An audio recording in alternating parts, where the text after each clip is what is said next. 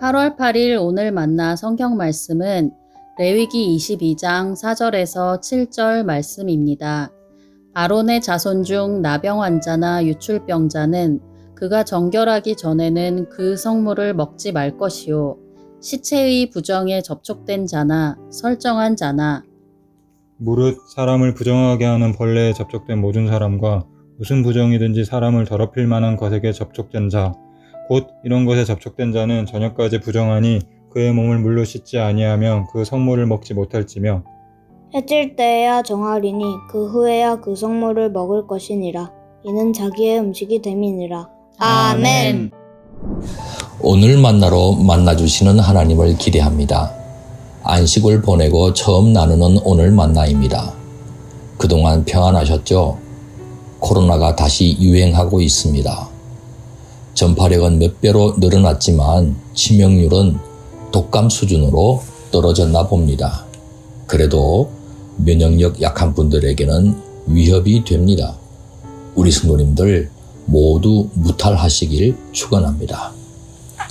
인간은 한편으로 위대합니다. 과학이 눈부시게 발전했습니다. 인공위성 쏘아 올리고 달을 탐험합니다. 우주 전체를 관찰하고 있습니다. 수명은 또 얼마나 연장되었습니까? 하지만 대자연 앞에서는 약합니다. 태풍이나 쓰나미, 지진이나 산사태 앞에서 속수무책입니다. 지극히 미세한 바이러스로 전염병이 창궐하자 온 인류는 고통을 고스란히 당하고 있습니다. 참 약합니다. 무엇보다 전능하신 하나님 앞에서는 정말 연약한 존재 아닙니까? 그런데 하나님께서는 제사장들에게 온전함을 요구하셨습니다. 제물이 흠 없이 정결해야 하는 것처럼 제사장 역시 흠이 없어야 했습니다. 신체적인 흠도 허용하지 않으셨습니다. 제사장의 신체를 통해서도 하나님과 창조의 온전함이 나타나야 했기 때문일 겁니다. 더 나아가 제의를 수행하는데 어려움이 없어야 했기 때문일 겁니다.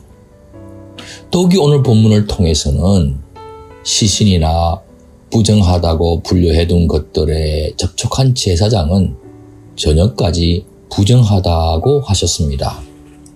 부정한 제사장은 제사장 몫으로 바쳐진 성물조차 먹을 수 없게 하셨습니다. 이러니 완벽한 제사장이 된다는 거 결코 쉽지 않습니다. 제사장 직무를 수행한다는 거 대단히 까다로울 뿐만 아니라 여간 두렵지가 않습니다. 부정하면 먹고 살 수도 없습니다. 그런데 하나님께서는 해결책을 제시해 주셨습니다. 제사장이 자신의 부정을 자백하고 자신의 몸을 물로 씻게 되면 정결하다고 인정해 주시고 성물도 먹게 하신 겁니다. 그러고 보니 이 땅에 오신 예수님은 하나님께서 인정하신 아무 흠도 없는 온전한 제사장이십니다. 그 예수님께서 인간의 장애와 질병도 고쳐주셨습니다. 단지 신체적인 고통에서 해방시켜 주신다는 의미만 있는 게 아니죠. 영적으로도 사람을 온전케 해주신다는 의미가 담겨 있습니다. 또한 예수님은 하늘에서 내려온 생명의 떡이십니다. 흠 많은 우리도 예수님 영접하면 생명의 떡 먹을 수 있고 하나님의 영생 받게 해주십니다.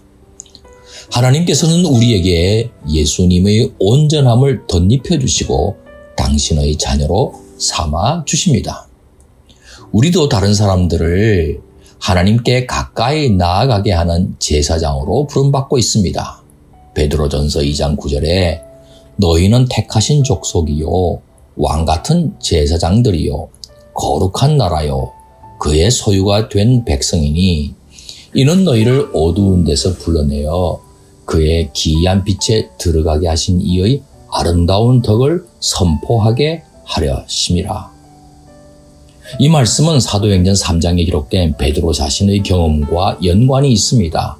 태어날 때부터 하반신이 마비된 사람이 예루살렘 성전의 미문 앞에서 구걸하고 있습니다. 유대 종교는 장애인으로 하여금 성전 안에 들어갈 수 없게 했던 겁니다. 온전하지 않았기 때문입니다.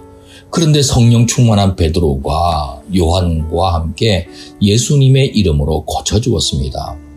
예수님의 치유 사역이 재현된 것입니다. 그 사람은 걷기도 하고 뛰기도 하면서 성전 안으로 들어가 하나님을 찬미했습니다. 베드로는 예수님을 따라 신체뿐 아니라 경제적으로나 심지어 영적으로도 결핍된 이 사람이 온전함을 입고 하나님께 가까이 나아가게 해 주었습니다. 제사장 역할을 수행한 겁니다. 사랑하는 성도 여러분, 하나님께서는 예수님 영접하는 자에게 예수님의 온전함을 덧입혀 주십니다. 예수님 영접한 우리는 온전해졌을 뿐 아니라 하나님의 생명 양식을 먹고 하나님 앞에 나아가게 되었습니다.